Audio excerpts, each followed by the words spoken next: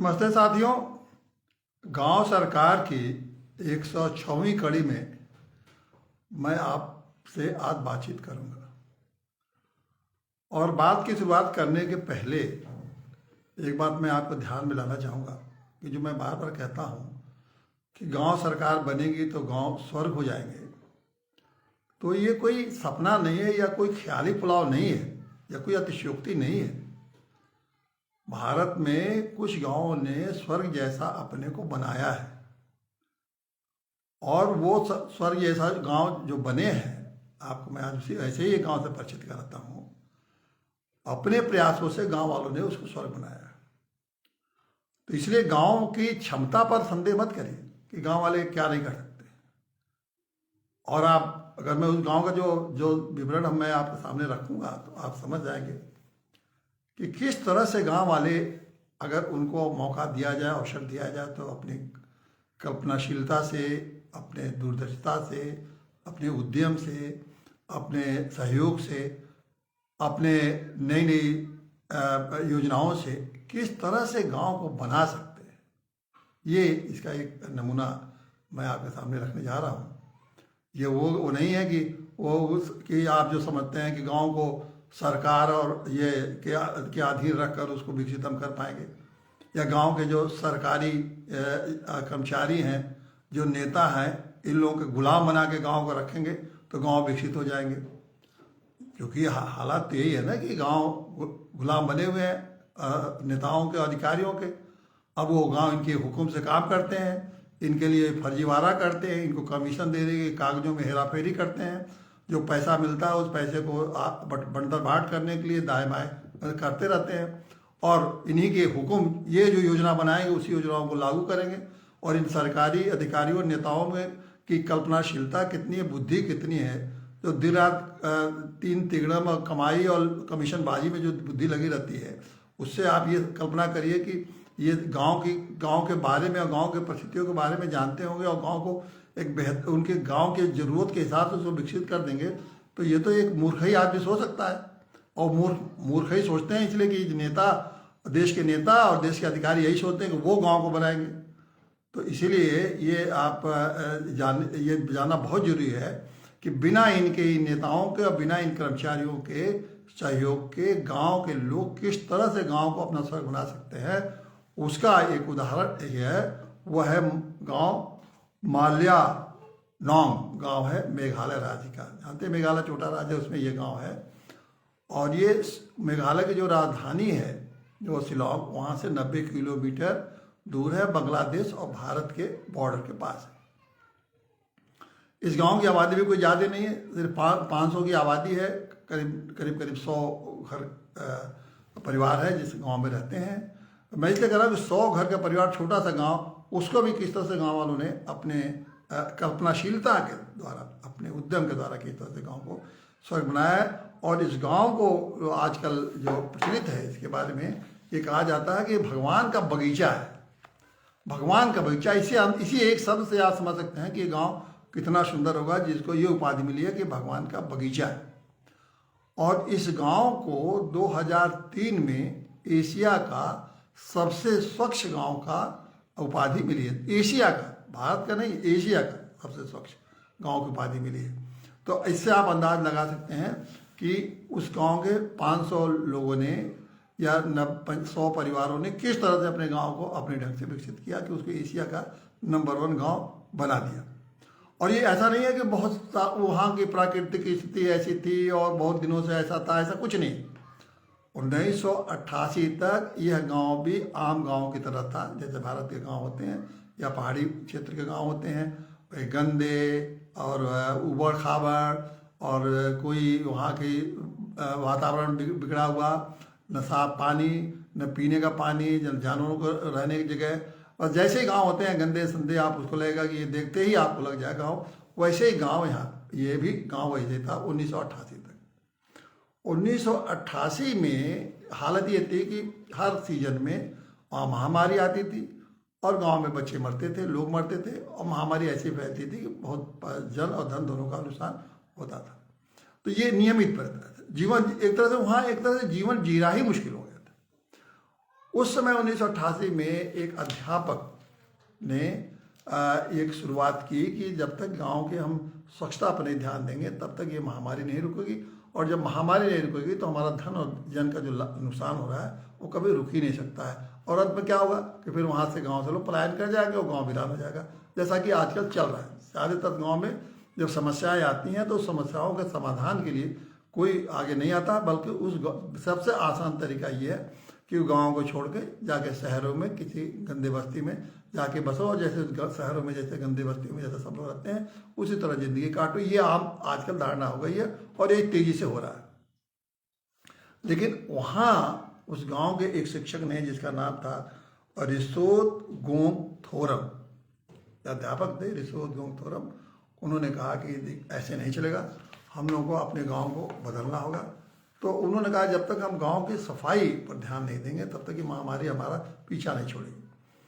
तो उन्होंने सबको संगठित किया। लेकिन आप जानते हैं कि जैसा कि होता है, पहले कुछ भी आप कदम बढ़ाइए करने के लिए तो सब लोग कोई सहयोग नहीं करता है। लेकिन उन्होंने जब ये समझाया कि तुम्हारे बच्चे साल दर साल मरते जा रहे हैं, छोटे छोटे बच्चे पैदा हो रहे हैं तो 2 साल 4 साल मरते जा रहे हैं, तो इस तरह से तो नहीं चलेगा। तो जब बच्चों के मरने की बात उन्हें समझ में आई कि आखिर में हमारे बच्चे पैदा हो रहे हैं, साल 2 साल 3 साल 4 साल हो रहे हैं, मर जा रहे हैं, हर महामारी में कुछ ना कुछ बच्चे मरते ही रहते हैं, तब उन लोगों ने एक समझदारी उनकी विकसित हुई और उस गांव को फिर लोगों ने कहा कि नहीं, हम लोग इसको स्वच्छ करेंगे। तो गांव के लोग मिलके गांव में पहले उन्होंने समिति बनाई, एक समिति बनाई, और समिति को तमाम तरह के उन्होंने जिम्मेदारी दी कि कैसे कैसे गांव को हम लोग गांव को सफाई शुरू करें, और कैसे कैसे इस गांव को सफाई की स्टेज करने को, वो एक बड़ा रोचक है। और वो मैं बताऊंगा कि आपको मैं सिलसिलेवार बताऊंगा किस तरह से उन्होंने समिति के माध्यम से अपने गांव को बिना किसी बाहरी सहयोग के, बिना किसी सरकार के सहयोग के, किस तरह से अपने गांव को उन्होंने दुनिया वो करके दिखाया, वो करिश्मा करके दिखाया जो ये भारत, जो हमारे देश के जो नेता और अफसर हैं 100 जन्म में नहीं कर दिखा पाएंगे। 100 जन्म, एक जन्म तो छोड़िए 100 जन्म, क्योंकि इनका तो उद्देश्य दूसरा होता है। इनका उद्देश्य तो बस मौका मिले अपनी नेतागिरी चमकाओ और लोगों को बांटो, लोगों को बेवकूफ़ बनाओ, झूठ बोलो, और अफसरों का होता है कि कैसे उस गाँव में जाके जो सरकारी पैसा आता है उसमें अधिक से अधिक कमीशन खाओ। तो ये इनका उद्देश्य रहता है। तो ये गाँव को साफ करेंगे, ये तो आप कल्पना की बात ही सोचिए।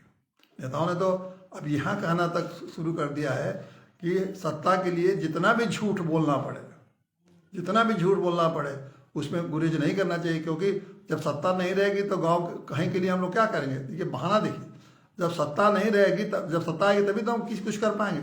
इसलिए सत्ता पाने के लिए जितना झूठ पड़े, तीन तिगड़म, छल कपट, जो भी करना हो करो। और ये इस समय वर्तमान में तो आप स्थिति देख रहे हैं कि ये चुनाव का जो हालत हो रही है, किस तरह से झूठ फरेब छल कपट इस समय केवल एक ही राज्य में इस समय देख लीजिए, गुजरात में क्या और दिल्ली में किस तरह से चीज़ें चल रही हैं, एक दूसरे को गाली गलौज छल कपट सब चल रहा है।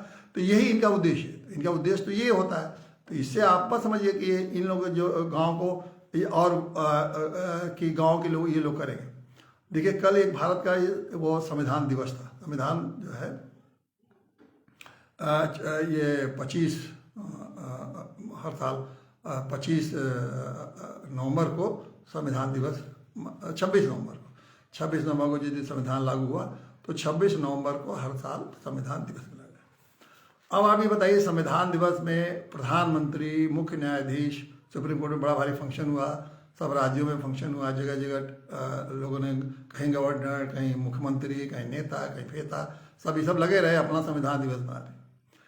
मैं यही सोच रहा था कि शायद कहीं इन प्रधानमंत्री या मुख्य न्यायाधीश या कोई चीफ गवर्नर कहीं, या कोई मंत्री, या और भी जो संवैधानिक पदों पर बैठ के और देश मलाई खा रहे हैं और जो बड़े बड़े अधिकारों का उपयोग कर रहे हैं और जनता के पैसे से ऐश कर रहे हैं, शायद किसी ने कहा हो कि भारत के संविधान के 73वें संशोधन में 1996 में गांव पंचायतों को बहुत सारे अधिकार दिए गए, और वो अधिकार उनको गांव सरकार जैसा है, लेकिन आज तक संविधान में होने के बावजूद भी वह लागू नहीं किया गया। कहीं कुछ नहीं। देख लीजिए, ये है जिस गांव में 100 को 6 लाख गांव हैं, आपकी 1 अरब आबादी रहती है, उस गांव के प्रति नहीं है। बड़ी बड़ी बातें, बड़े बड़े आदर्श वही नेताओं का, अफसरों का है, ऊंची ऊंचे आदर्श रहेंगे और उस आदर्श का 1% भी अपने पालन नहीं करेंगे, और 100% की ऊंचाई बताएंगे, 1% मैं कहता हूँ उसका पालन नहीं करेंगे। वो अभी मंच पर जो कहेंगे उस मंच से नहीं उतरते, इतना झूठ बोल देंगे दूसरे ही कि वो जितना भी कहे 1 मिनट में सुनी हो जाता है। ये इनके चरित्र है नेताओं के, अधिकारियों का, एक कहीं चर्चा नहीं। इसीलिए मैं बार बार इस बात को आपके सामने कि आपकी कोई, आपके बारे में किसी की चिंता नहीं है, आपके गांव वालों आपके बारे में किसी को चिंता नहीं है। आप ये समझते हैं कि इनको वोट दे देंगे, इनको मुख्यमंत्री बना देंगे, इनको प्रधानमंत्री बना देंगे, ये मेरा कल्याण कर देंगे। सोचते सोचते पीढ़ियां गुजर जाएंगी, उसी महामारी में मरते रहेंगे, उसी बीमारी में कुढ़ते रहेंगे, उसी में सपना देखते रहेंगे। कोई न सपना पूरा होगा, न महामारी बंद होगी, न आपके बच्चे को रोजगार मिलेगा। पूरा जीवन पीढ़ी पीढ़ी खत्म हो जाएगी और एक दिन बूढ़े होके जय सिया राम हो जाएंगे आप, राम नाम सत्य हो जाएगा। यही आपके जीवन में लिखा है। तो इसलिए जितना जल्दी हो उतना जल्दी इन बातों को समझिए और समझ पर प्रकार करिए। देखिए, जब तक आप गाँव सरकार नहीं बनाएंगे तब तक आपको ये समझिए कि आपका अपना विकास हो जाएगा। आपके गांव सुंदर होंगे, स्वच्छ होंगे, बीमारी से मुक्ति मिलेगी, अशिक्षा से मुक्ति मिलेगी, आपके घर पर बैठे रोजगार मिलेगा। ये सब सपने बिल्कुल असंभव है जब तक ये आप नहीं करेंगे। आपके लिए कोई नहीं करेगा, कोई चिंतित नहीं है। सिर्फ चुनाव के टाइम में आपकी चिंता उन लोग को देखेंगे, तब आपके आएंगे। और वो भी अब चिंता भी खत्म हो गई, क्योंकि अब तो आपको घूस देने लगे सीधे। आपके 1,000 रुपया 2,000 रुपया आपके पास पहुंचाने का फार्मूला उन्होंने निकाल लिया, वो रुपया घर घर बांट देंगे और आपका वोट ले लेंगे। अब वो भी चिंता नहीं हो, अब उस चिंता से मुक्त हो गए। अब वो आपके परिवार में 1-1, 2-2 हज़ार रुपया परिवार को बांट देंगे और आप भी शांति से बैठे हुए। आप भी जानते हैं कुछ होने वाला नहीं है। 2,000 रुपया पाएंगे, जाकर धीरे से बिना किसी को बताए हुए उसको, जिसको ने पैसा दिया उसको वोट दे देंगे। तो वो भी चिंता उनको अब मुक्त हो गई। अभी किसी प्रकार की उनको चिंता नहीं रह गई। तो अब लेकिन आपको अपने जीवन की चिंता नहीं करेंगे, ठीक है, आप तो जय श्री राम हो जाएंगे, आपका सत्य नाम हो जाएंगे, लेकिन वो आपके परिवार, आपकी पीढ़ियां, बच्चों के साथ कितना बड़ा क्रूरता करते जा रहे हैं, कितना बड़ा अपने परिवार को आप धोखा दे रहे हैं, अपने बच्चों के भविष्य के साथ कितना खिलवाड़ कर रहे हैं, ये आप नहीं सोच रहे हैं। तो इसलिए मैं कह रहा हूँ कि जितना जल्दी हो इस बात को, हमारी बात को बार बार मैं कहता हूँ, और आप इसको समझने की कोशिश करिए कि मैं क्या कर रहा हूँ, और गांव सरकार को लागू कराई, चाहे जिस कीमत पर लागू। इसके लिए जितना भी आपको त्याग करना पड़े, जितना भी संघर्ष करना पड़े, अब उसके लिए तैयार हुए। अब देखिए, गांव में मैं जैसे जिस गांव की चर्चा कर रहा था, उस गांव में किस तरह से मैं सिलसिलेवार बता रहा हूँ कि कैसे उन लोगों ने गांव में क्या क्या किया और कैसे स्थिति को बनाई। देखिए, पहला उन्होंने किया कि जब ये शुरुआत किया तो मैंने बताया समितियों के माध्यम से उन्होंने किया। उन्होंने कहा कि शुरुआत हुई जानवरों के घरों में बांधने की। पहले जो जानवर इधर उधर गांव में घूमते थे, उन्होंने कहा नहीं, ये नियम बनाया कि हर जानवर को गांव घरों में अब बांधा जाएगा, चाहे वो छोटा जानवर हो मतलब या कोई जानवर खुला नहीं रहेगा। तो ये व्यवस्था उन्होंने सुनिश्चित की। दूसरी व्यवस्था इन्होंने की कि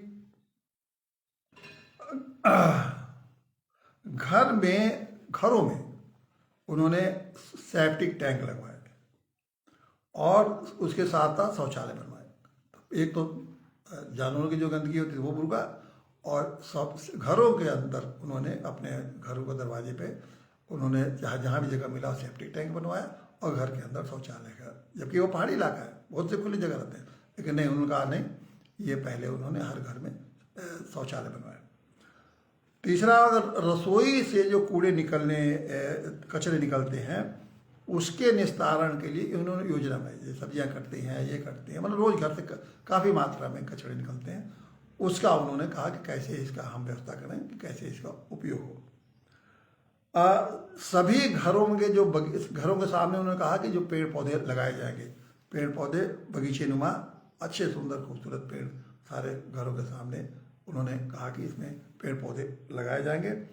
और हर उसी में, और जहाँ जगह नहीं है घर में, वहाँ सेप्टिक टैंक बनेंगे, और वहीं हर घर के सामने एक कंपोस्ट का गड्ढा बनेगा जिसमें कि कचड़े रखे जाएंगे और जो खाद की व्यवस्था वहीं की जाएगी। उसके बाद गांव वालों ने क्या किया कि जैविक और अकार्बनिक। तो दो तरह के कचरे होते हैं, आप जानते हैं। जैविक मतलब जो वनस्पतियों से जो निकलते हैं, तो उनके लिए उन्होंने कहा कि जो कचड़े घर से निकलते हैं, एक जैविक कचड़े अलग हो जाए और अकार्बनिक कचड़े उन्होंने अलग करा दिया। तो जो जैविक कचरे थे उनका उन्होंने खाद बनाने की व्यवस्था की कि उससे खाद बनेगा, और जो जैविक खेती वो गांव में अब उसी से जैविक खेती की जाएगी, उन कचड़ों से और गोबर से मिला के बनाई जाती है जैविक खेती। तो पूरे गांव में उन्होंने कहा कि केमिकल खेती बिल्कुल नहीं होगी, सिर्फ अब जैविक खेती होगी। तो उसका उन्होंने व्यवस्था किया। और जो अकार्बनिक कचरा था उसको उन्होंने अपने बांस के टुकड़ियों में उन्होंने भर भर के और हर साइकिल बनाया, कुछ महीने में एक बार ले जाते हैं शिलांग में और रिसाइकलिंग करा के और उसे भी पैसा कमाते हैं उन रिसाइकलिंग का। ये काम गांव वालों ने किया। उसके बाद उन्होंने हर सड़कों पे उन्होंने ये व्यवस्था की कि गांव के जितने रास्ते हैं उन रास्तों पर बांस का वहाँ उन्होंने कूड़ेदान रखवाए। हर 50 मीटर पर बाहर के कूड़ेदान रखवाए। तो जो भी कूड़ा होगा, और ऐसा वहाँ प्रचलित हो गया है कि कोई भी व्यक्ति अगर रास्ते जा रहा है तो अगर देखता है कूड़ा कोई, तो तुरंत उठा के उसको उसमें रख देता है कूड़ेदान में। बांस के कूड़ेदान हर 50-50 मीटर पर उन्होंने बनवा रखे हैं पूरे गाँव में बांस के। यहाँ तो अभी मैंने कुछ दिन पहले मैंने देखा कि सरकार ने ये देखिए उत्तर प्रदेश के सरकार की गांव में सफाई का जरा एक नमूना आपको भेज दें कचड़े का रखने का। इन्होंने बड़े बड़े लोहे के टिन में कचड़े रखवाने की व्यवस्था की गांव में। मैं अपने गांव की बात करूँ, मैं देखने गया, हमने कहा ये क्या रखा है? अब ये कचड़ा के लिए। अब उसके बाद जब रखा जाएगा टिन का, मतलब वहाँ के साधनों से उपयोग नहीं किया। अब वो टिन की जो कंपनी है, उत्तर प्रदेश में 60,000 गांव है, सोच लीजिए कितना बड़ा घोटाला हुआ होगा। और इसमें मंत्रियों के अधिकारी कितना रुपया खाए होंगे। एक ही उदाहरण बहुत है, आप समझ लीजिए। हर गांव में 10-1500 टिन का बनाया गया। हमने पूछा भाई एक टिन का इन्होंने कितना कहा था? 1000, 1200, 1500 या 500 सब जोड़ जाड़ के कम तो आया नहीं होगा। तो अब वो टिन का जो कचरा रखने की जगह मिली, कचरा का डिब्बा बनाया गया, कूड़ेदान इसको कहिए। वो गांव में पहले तो दिखा, प्रधान जी ने लगवाया होगा, भाई वीडियो आया होगा, भाई लगवा दीजिए, और जो भी कागजी कार्रवाई कर रहा हो कर दी। आप समझ लिया अरबों रुपया तो लग ही गया होगा पूरे प्रदेश में उस डिब्बे बनवाने में, और ये किसी कंपनी को ठेका दिया गया होगा। और उस कंपनी ने कितना कोट किया होगा, कितने में कचरा गया होगा, एक बड़ा भारी घोटाला का वही है। तो वो मान लिया अगर उसने 500 रुपया में एक डिब्बा दिया होगा तो कम से कम उसमें लागत रही होगी 100 रुपया, 400 रुपया, वो सब नीचे से ऊपर तक कमीशन खाए होंगे, लग गया। दूसरे बार में जब गया 2-3 महीने 5, एक भी डिब्बा मुझको कहीं दिखाई नहीं। मैंने पूछा ये कहाँ गया? उन्होंने कहा साहब सब लोग उठा ले गए अपना, इसमें जो है राशन उन डिब्बों में रख रहे हैं लोग, अपने राशन रखने का इस्तेमाल कर रहे हैं। और सबको पता है कि कौन कौन ले गया और राशन रखा जाता है। अब ये देश का ये अधिकारियों का और इन नेताओं की चरित्रहीनता का इससे बड़ा नमूना कोई मिलेगा? वो जानते नहीं है कि डिब्बे रखे जाएंगे तो डिब्बे वो लोग उठा ले जाएंगे, जानते नहीं है कि डिब्बे गांव में रह नहीं सकते हैं। गांव के जो स्थानीय जो तरीके हैं, वहाँ के पेड़, वहाँ गड्ढे हैं, वहाँ के पेड़ हैं, वहाँ जमीन है, वहाँ की जो चीज़ें हैं, जब इस गांव की जिसकी चर्चा कर रहे हैं वहाँ बांस बहुत होते हैं। उन्होंने बांस के कटोरे बनाए। बांस ले जाके कहाँ रखेंगे लोग? बांस तो पर्याप्त है, जिसको बांस का बनाना है वो खुद बना लेगा। ऐसी व्यवस्था करनी है आपको कि खुद गांव वाले अपने कचरे का किस तरह से निस्तारण करें, कौन सी चीज़ उनके गांव में है जिसको कि वो कचरे का डिब्बा बना सकते हैं, उसको आप उन पर छोड़िए, वो अपने करेंगे।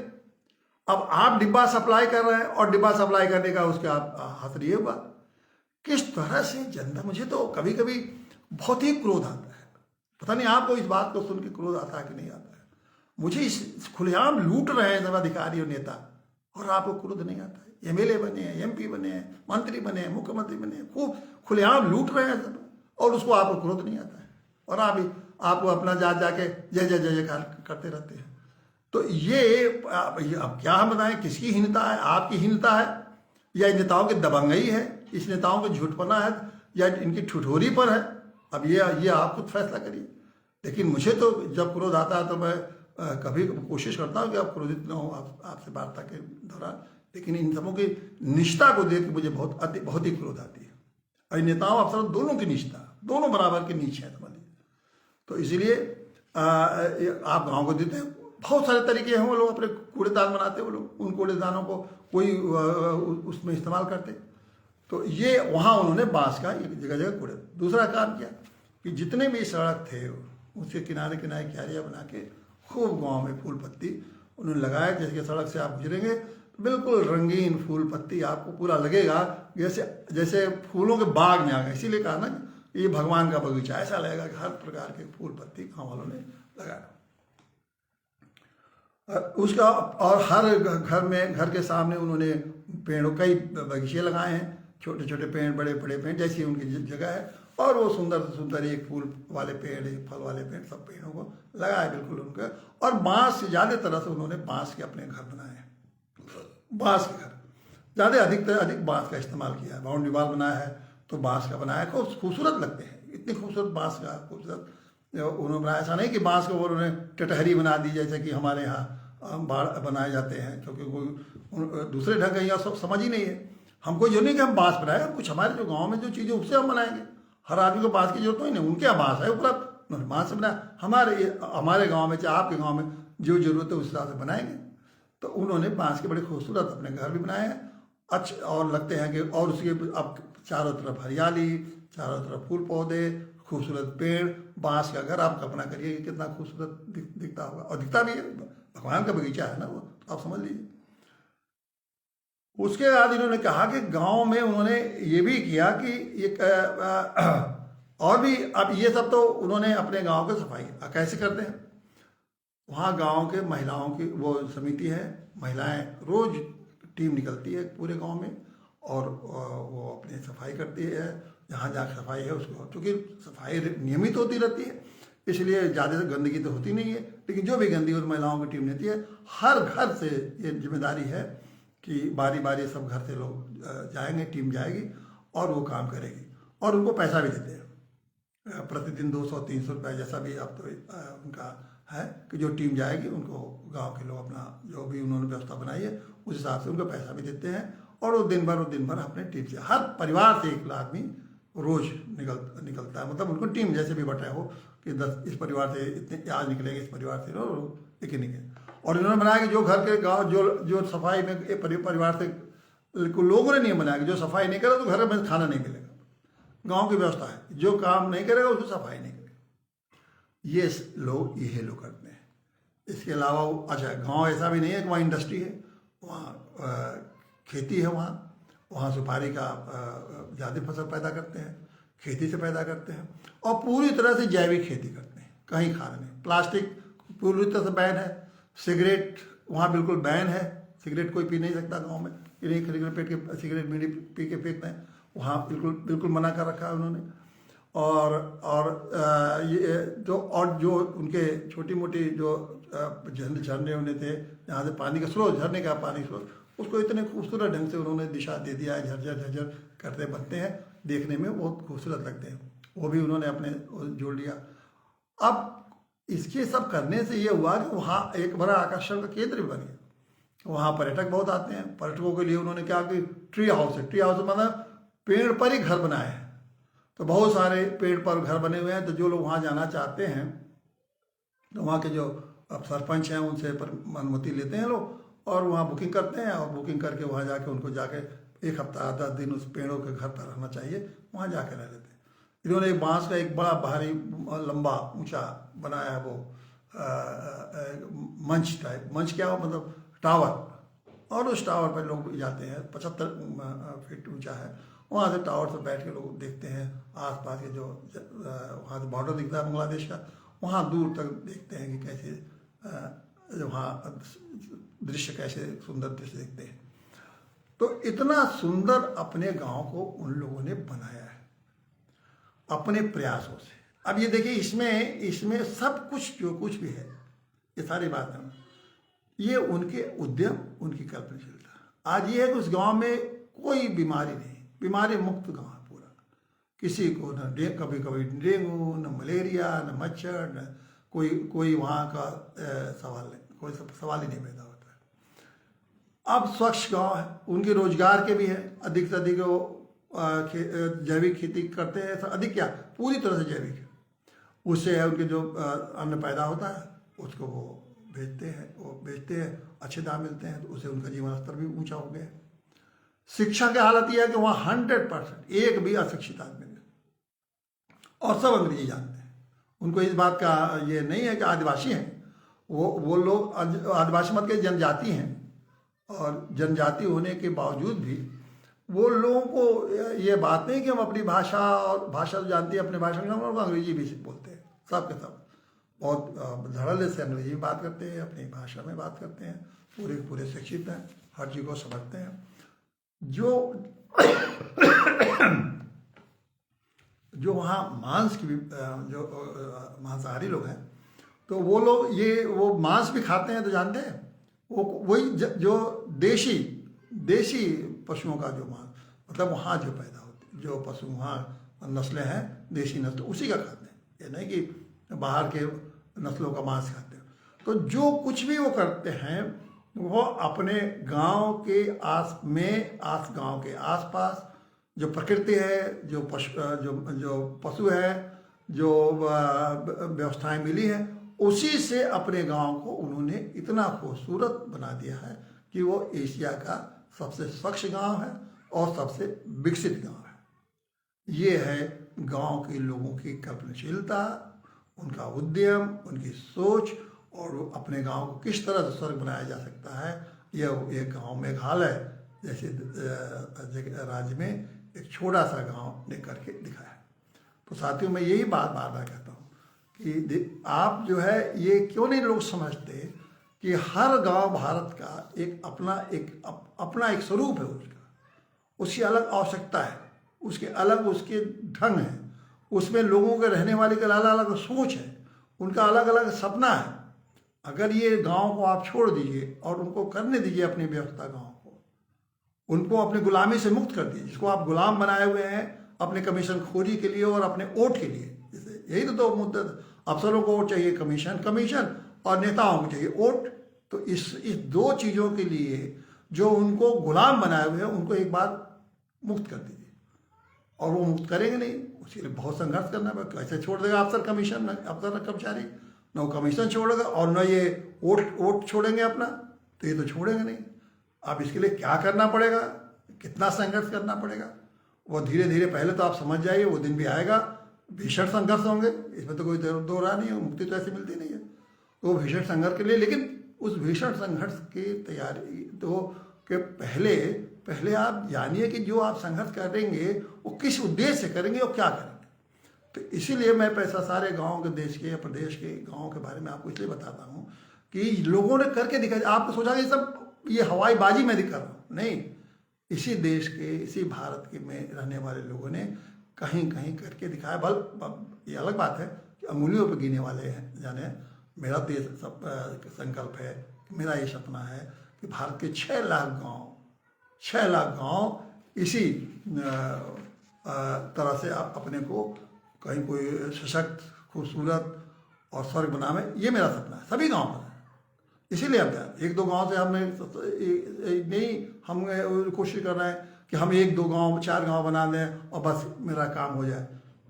नहीं, सारे गांव जिस दिन बनेंगे, तो जिस दिन हो जाएंगे, तो आप देखेगा कि भारत के गांव जैसे स्वर्ग हो जाएंगे, पूरा भारत देश स्वर्ग हो जाएगा। और फिर जो भारत को, दुनिया को, जो कहा गया कि भारत दुनिया को राह दिखा सकता है, तो वो दिन, वो सपना भी पूरा हो जाएगा। धन्यवाद साथियों।